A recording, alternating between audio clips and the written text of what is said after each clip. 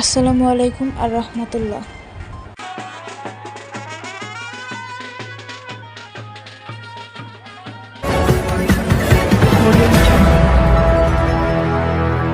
মানিকগঞ্জ জেলা বিএনপির উদ্যোগে বাংলাদেশ জাতীয়বাদী দল বিএনপির ৪৭তম প্রতিষ্ঠা বার্ষিকী উদযাপন। প্রতিবেদনে ছিলেন বেলাল চৌধুরী। উক্ত র্যালিতে নেতৃত্ব দেন আফরোজা খানম রীতা, মানিকগঞ্জ জেলা বিএনপির সাবেক সভাপতি ও আহ্বায়ক কমিটির আহ্বায়ক।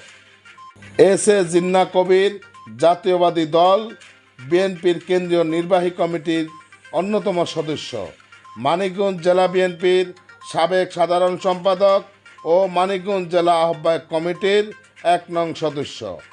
উক্ত প্রতিষ্ঠা বার্ষিকীতে র্যালিটি স্টেডিয়াম মার্কেট হইতে শহরের গুরুত্বপূর্ণ সড়ক প্রদক্ষিণ করে মানিকগঞ্জ টাউন হয়ে বাস টার্মিনালে এসে একত্রিত হয়। প্রতিষ্ঠা বার্ষিকী র্যালিতে অংশগ্রহণ করেন বাংলাদেশ জাতীয়বাদী মানিকগঞ্জ জেলা যুবদলের আহ্বায়ক কাজী মোস্তাক হোসেন দীপু। সাথে ছিলেন উক্ত সংগঠনে বাংলাদেশ জাতীয়বাদী ছাত্র দলের সকল নেতৃবৃন্দ, বাংলাদেশ জাতীয়বাদী কৃষক দলের জেলা সভাপতি, সাধারণ সম্পাদক ও সিনিয়র সহসভাপতি মাসুদুর রহমান মাসুদ।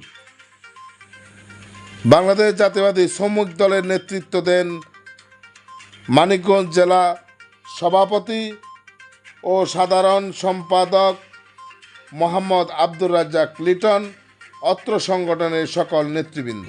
র্যালি শেষে আফরোজা খানম রীতা যা বললেন।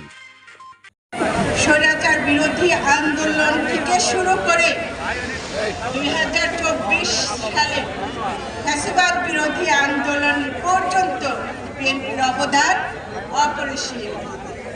বিএনপি শুধু একটি রাজনৈতিক সংগঠন নয়, এই দেশের মানুষের আশা আকাঙ্ক্ষা অধিকারের প্রতি